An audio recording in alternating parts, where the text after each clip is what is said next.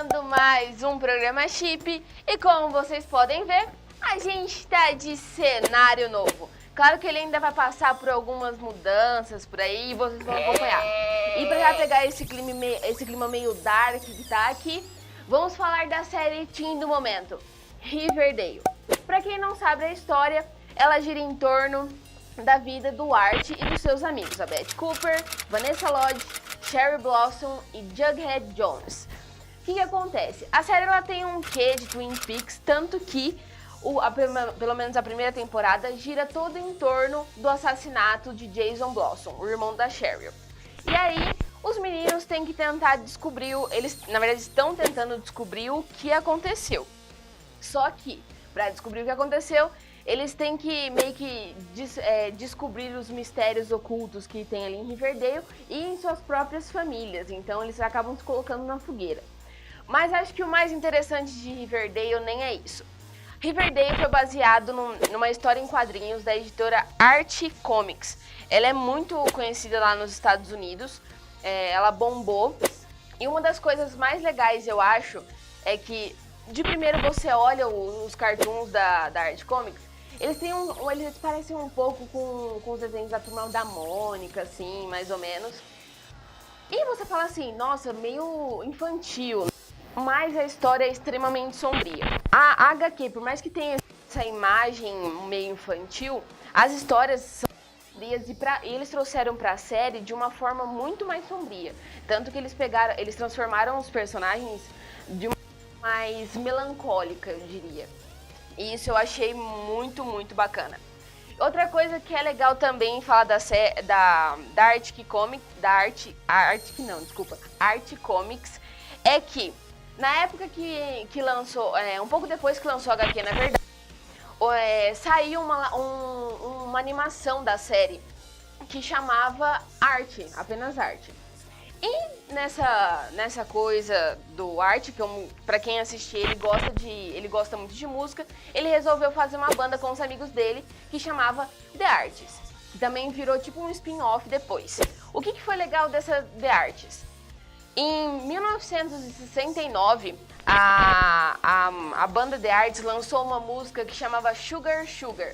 E ela ficou em primeiro lugar na Billboard, gente. Pensa, uma música de uma animação ficou em primeiro lugar na Billboard. Isso eu achei sensacional. Tem umas coisas bem legais, assim. Pra quem não sabe também, a Archie Comics é a mesma que produziu as HQs da Sabrina, a bruxinha Sabrina.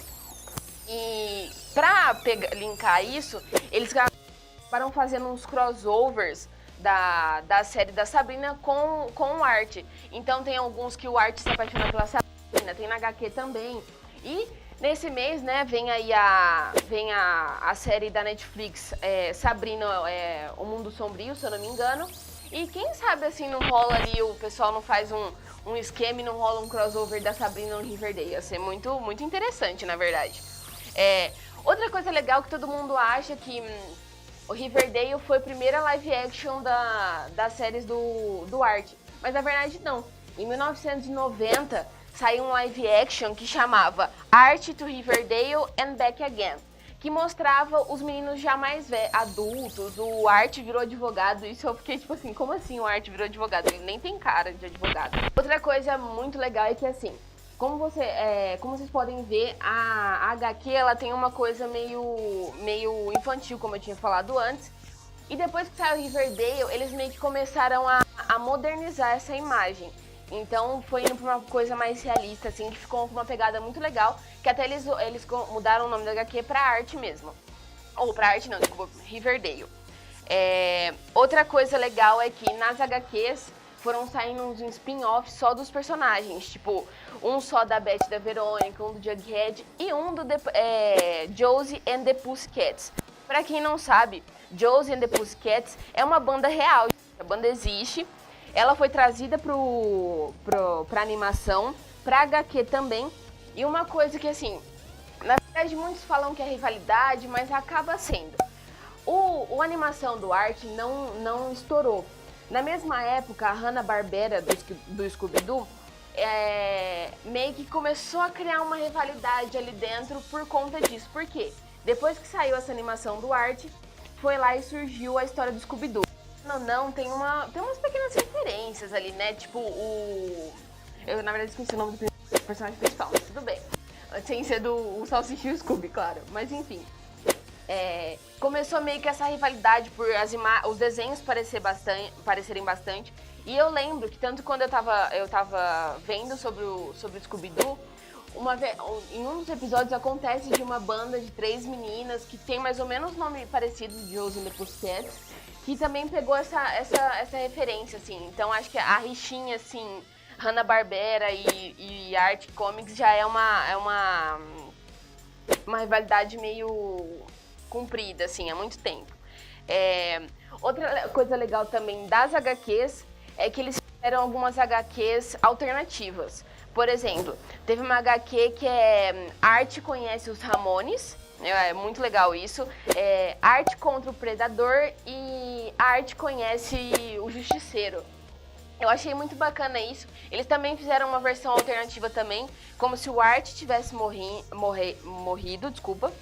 E colocaram o nome da HQ com Afterlife with Art. E aí mostra todos os amigos dele como zumbis e tudo mais. Eu achei, meio sobrenatural, assim. Na verdade, eles tinham medo eles queriam, na verdade, transformar Riverdale numa coisa meio supernatural. Mas, já que já existe, tem muita coisa desse tipo, talvez no futuro pode ser que venha a ter umas coisas meio sobrenaturais. Talvez quando rolar esse crossover com a Sabrina, talvez aconteça. Outra coisa muito legal que eu acho que quando a gente vê alguém brasileiro fazendo uma série, eu acho que a gente tem que falar. E na série, a Verônica Lodge, a atriz Camila Mendes, é brasileira. Ela veio há um tempo atrás aqui pro Brasil junto com o cast.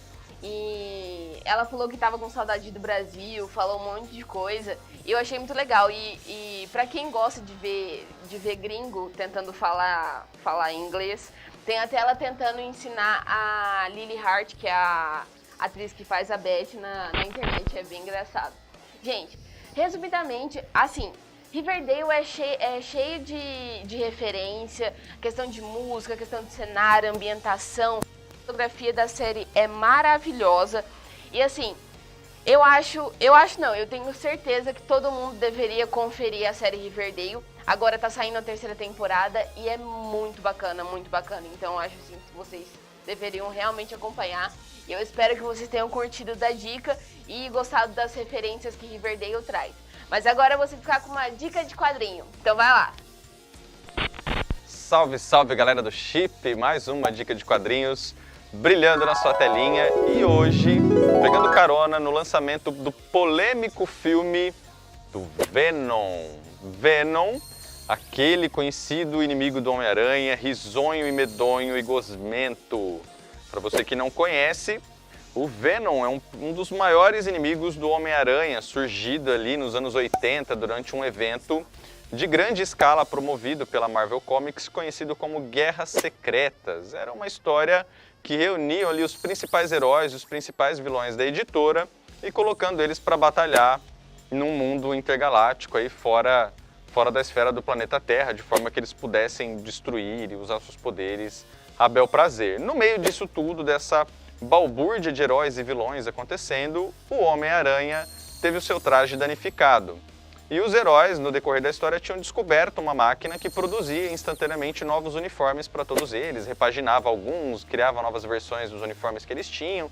Enfim, chegou o momento que o Homem-Aranha estava lá, quase peladão e tal, com o uniforme todo rasgado, e foi tentar produzir um novo uniforme para ele, e ele se depara com uma máquina que tinha em seu interior justamente esse cara aqui, que no decorrer do tempo descobre-se se tratar de um simbionte, né? O Homem-Aranha, na época, antes de descobrirmos que essa roupa preta aqui, que se tornou icônica uma das fases mais lembradas do personagem, ali no final dos anos 80, começo dos anos 90, no decorrer do tempo descobre-se que a roupa tinha vida própria, e é aí que surge o Venom, né? Descobre-se que a roupa era um simbionte originário do planeta Clintar, onde os seres que vivem nele também recebem a mesma designação. Eles não são clintarianos ou coisa do gênero, eles são a raça Clintar.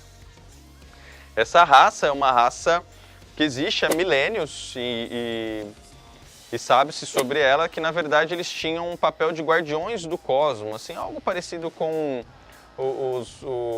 a tropa dos Lanternas Verdes da DC Comics. Os Clintarianos, eles se unem a outros hospedeiros na época, lá no seu planeta primitivo.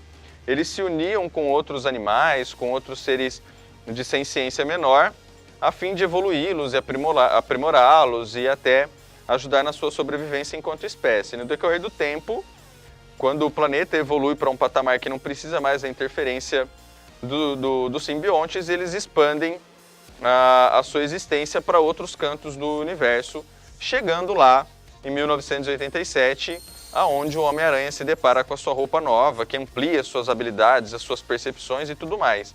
Com o decorrer do uso da roupa, o simbionte começa a modificar um pouco do temperamento do Homem-Aranha, que sempre foi aquele amigão da vizinhança, brincalhão, temperamental, contido, né? Sempre ali brincalhão, ao mesmo tempo contido, ele nunca usava os seus poderes com extrema violência e tal, e o simbionte vai mudando isso nas características do personagem. O que acaba causando uma certa estranheza no Peter, que começa a desconfiar que tem algo errado, e no decorrer das histórias ele descobre que a roupa tem vida própria e é uma criatura alienígena que estava ali sugando coisas da energia vital do Peter Parker, do Homem-Aranha. A criatura, ela se alimenta de adrenalina. Eu não sei como que eles vão abordar isso no filme, eu não vi ainda. Os fãs não aceitaram muito bem o filme do Venom, que está em cartaz agora aqui em Terra Brasília e no mundo todo, porque justamente não tem o Homem-Aranha. Tipo, é o principal inimigo do Homem-Aranha, cuja origem está totalmente vinculada ao Homem-Aranha. Eles estão criando uma história sem o Homem-Aranha, né? Futuramente, prevê-se que talvez haja um encontro dos dois nos cinemas, mas isso é algo que só a bilheteria do filme vai nos dizer. A origem do Venom, como está sendo apresentado nos cinemas, tem a ver com umas novas abordagens que têm sido feitas sobre o personagem, justamente tentando desvincular ele um pouco assim do Homem-Aranha, justamente para poder ter um aproveitamento mainstream melhor, um aproveitamento multimídia, seja em games, seja em filme, seja em série, seja em desenho animado, de forma que ele não fique tão arraigado com o próprio Homem-Aranha, né? Vamos ver o que o futuro nos diz aí com essa abordagem cinematográfica. Aqui no close-up vocês estão vendo a roupa tendo vida depois que ela foi separada do Homem-Aranha. Ela é sensível ao fogo e ao som, foi assim que o Homem-Aranha conseguiu se livrar dela. E aí no decorrer da história ela consegue escapar do invólucro que estava aprisionando ela, e ela vem a se unir com um outro inimigo do Homem-Aranha, que na verdade nem é um inimigo do Homem-Aranha, e sim um inimigo de Peter Parker, o Ed Brock, que é o protagonista do filme que está em cartaz atualmente nos cinemas. O Ed Brock é um jornalista fracassado que atribui boa parte do seu fracasso às interferências do Homem-Aranha e também do Peter Parker. Num dado momento, quando o simbionte encontra o Ed Brock, eles se fundem, e o simbionte, vinculado ao ódio que o Ed Brock tem sobre o Peter e sobre o Homem-Aranha, eles se tornam o Venom, eles se tornam uma nova criatura e partem para a vingança e tentam aí de todas as formas se vingar do Homem-Aranha. O porquê que o Venom é tão querido pelos fãs e tão mortal para o Homem-Aranha? Porque como o simbionte ficou muito tempo vinculado ao Peter Parker, ele desenvolveu certa imunidade a alguns dos dons do Homem-Aranha, como por exemplo o seu sentido de aranha, que avisa ele do perigo. Então isso torna ele muito mortal, porque além de ele ser tão poderoso e ter poderes semelhantes e mais alguns, né, como poder rearranjar as moléculas do próprio corpo e formar armas, ele pode criar tentáculos, coisas afiadas para espetar os inimigos, enfim. Ele ainda consegue não ser percebido pelo Homem-Aranha. Aqui está a famigerada cena quando o Peter consegue se libertar do simbionte usando as ondas sonoras emitidas por um sino de uma catedral. Essa cena, inclusive, ela foi emulada quase que fidedignamente no terceiro filme da primeira franquia do Homem-Aranha, lá do Sam Raimi, que foi, inclusive, a primeira encarnação do personagem nos cinemas, que ninguém gostou muito, na verdade, todo mundo ficou meio decepcionado, porque trazia um Venom não tão bem desenvolvido, cheio de clichês, cheio de casualidades, como no filme o simbionte simplesmente cai no pé do Homem-Aranha, do espaço. Pá, pronto, caiu o simbionte e temos o Venom. Não foi muito bem aceito por ninguém, né? Mas os fãs na época ficaram felizes de poder ver o Venom dando dor de cabeça para o Homem-Aranha. Aqui a gente tem a cena que ele vai se libertando, até que por fim o Peter se vê livre, mas o que ele não contava é que futuramente ele viria a se unir ao Ed Brock e se tornar o Venom sorridente, como a gente aprendeu a apreciar, o comedor de cérebros, né? Com o passar do tempo, o Venom vem sendo trabalhado, com as suas origens sendo modificadas, e ele deixa de ser um vilão especificamente do Homem-Aranha e se torna uma espécie de anti-herói, né? Ele não é vilão, mas ele também não é herói, não é dos mais amigáveis e também não é dos mais odiáveis. Algumas pessoas sentiram uma certa estranheza com o personagem no cinema, porque ele tem umas piadinhas, ele se vale de um humor negro, mas cara, tá tudo aqui. Se você tem a curiosidade de saber mais sobre o personagem, eu deixo a dica. Homem-Aranha, o Nascimento de Venom. Essa tá fácil de você encontrar em livrarias, tanto online, quanto para download, quanto na banca do seu Zé. Então corre lá e vai ler Venom e depois corre assistir o filme e me vê se eu falei alguma bobagem. Até a próxima!